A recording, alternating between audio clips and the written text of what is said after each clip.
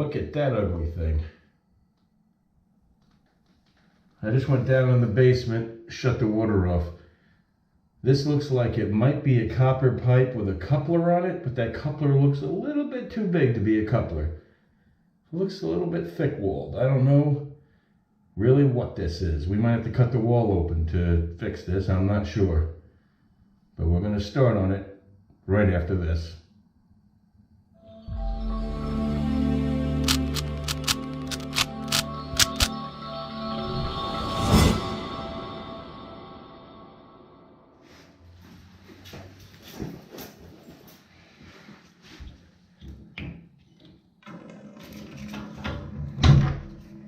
You hear the air rushing in? When I open this up, air is rushing into the end of the tube and water is flowing out the kitchen faucet, which is where we have it open.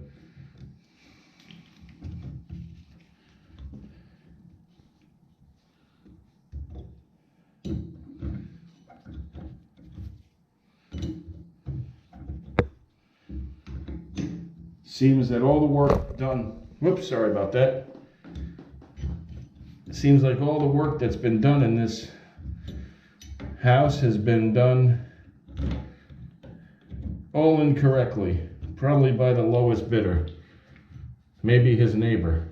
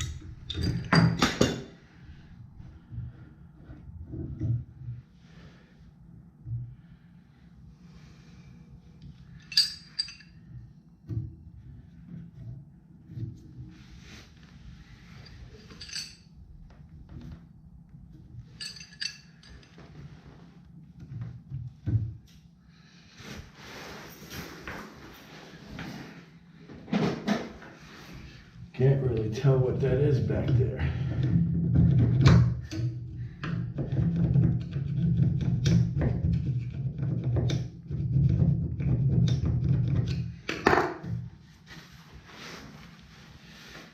I'm assuming that's copper pipe. And it is. So if that's the case, you should be able to pull that off of it.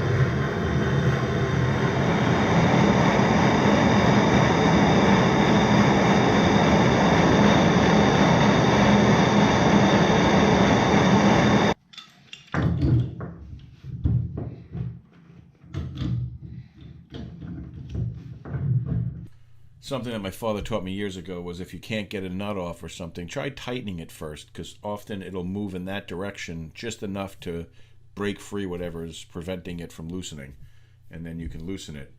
I expected the heat to allow this fitting to uncouple from the copper pipe, but as it turns out, it is threaded on there, and you'll see what this is in a minute.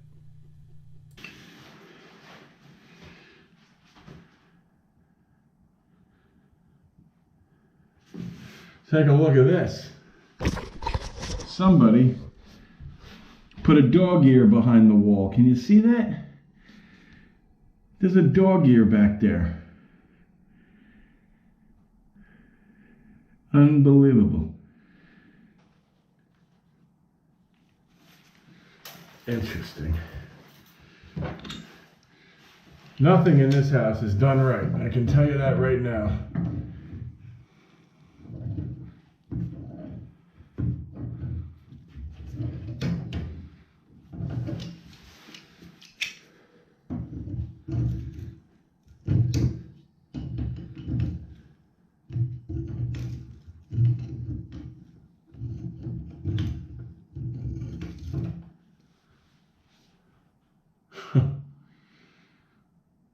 something else? Ain't that something else?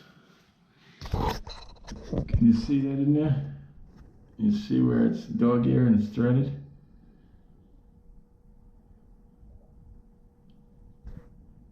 Alright, well, we're going to go down to the shop, take this off of here, and see if we can't solder a piece of pipe to it and put it in better than that.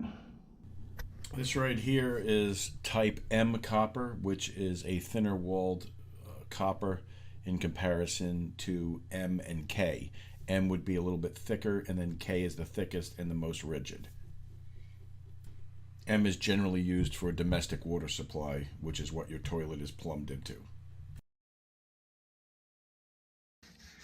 Clean the inside of this fitting and the outside of the copper pipe.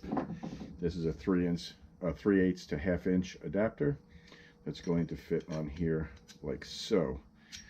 First thing we have to do though is we have to flux it. This is the flux here, and a lot of the times it's very difficult. I use these acid brushes. It's very difficult to get the flux out of there because it's very hard. So you just hit it with your torch a little bit first so that it liquefies it, and then paint it on your pipe and on the inside of your fitting.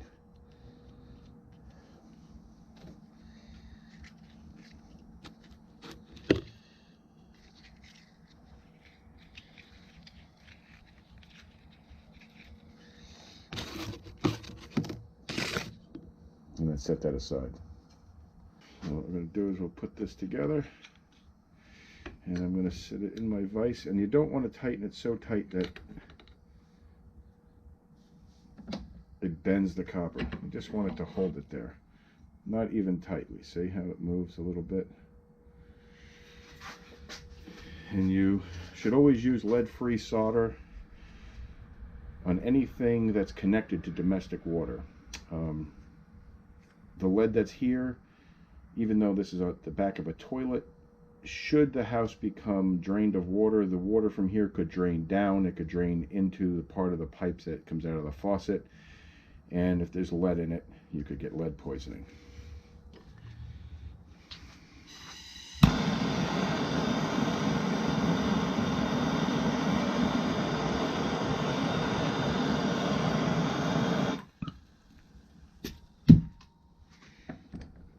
Maybe it's a better idea to stand the pipe up.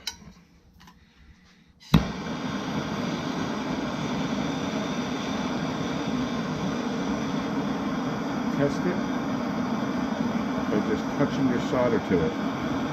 If your solder melts, then you know it's ready for solder. Just like so. I'm going to put some Teflon tape on here, and then we're going to thread it into that dog ear. Now, I really would prefer to take that dog ear out of there, but I need to get this job done, and it's not leaking, so I'm going to leave it. Now I'm going to thread this into that dog ear.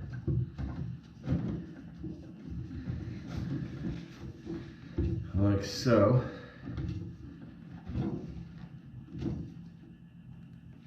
And I intentionally left this long like this because I'm going to destroy part of it. What I'm going to do is I'm going to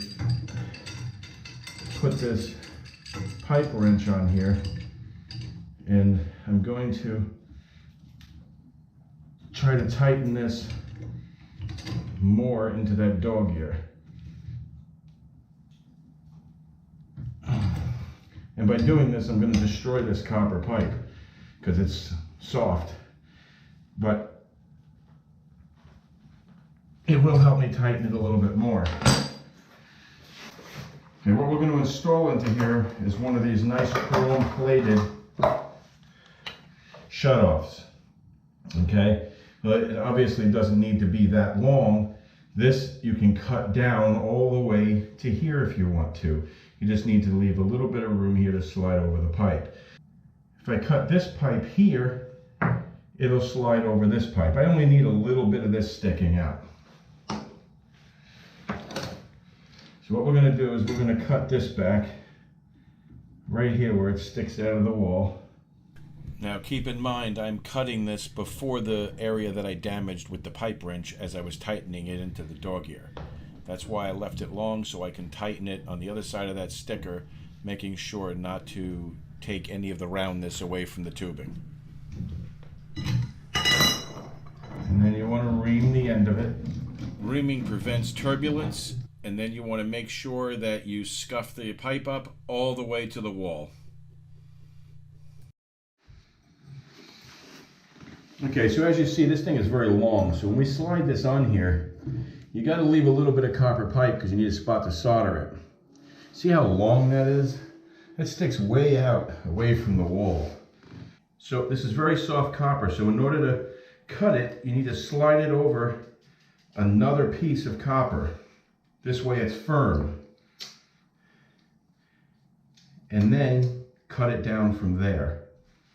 If you do not slide it over another piece of copper, it'll become unround and you won't be able to slide it onto the pipe.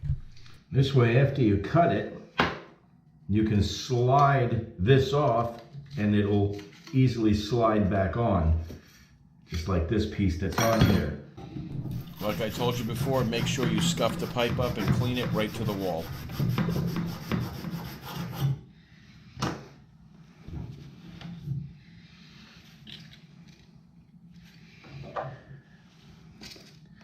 And then you're going to take some flux and you're going to put it inside of here as well. But do not put them together yet, because inside the box with this valve comes a flange. This flange needs to go on here before you solder. Otherwise you're not getting it on there. Push that on to where you want it. Make sure the valve is open all the way. And I always take this nut off of here. This way the rubber washer in there does not melt.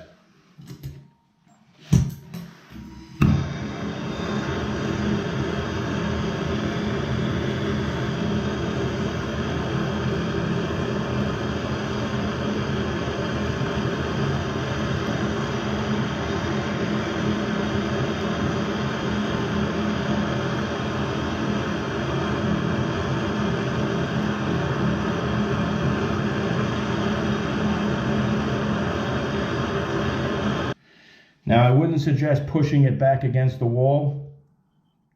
Let it cool, then close this valve, then shut all your faucets off, then turn the water back on and make sure there's no leaks in the wall, because we have that dog ear in there, and we want to make sure there's no leaks here before we actually close it in. Bathroom sink off. Okay, so the kitchen sink, valve's off. All right, so this is cool now, and we're going to turn this off. Nice and tight like that. We'll leave this until we can inspect it. I'm going to go downstairs and turn the water on, and then we'll come back up and see what happens. All right, so I don't know if you can see this valve here.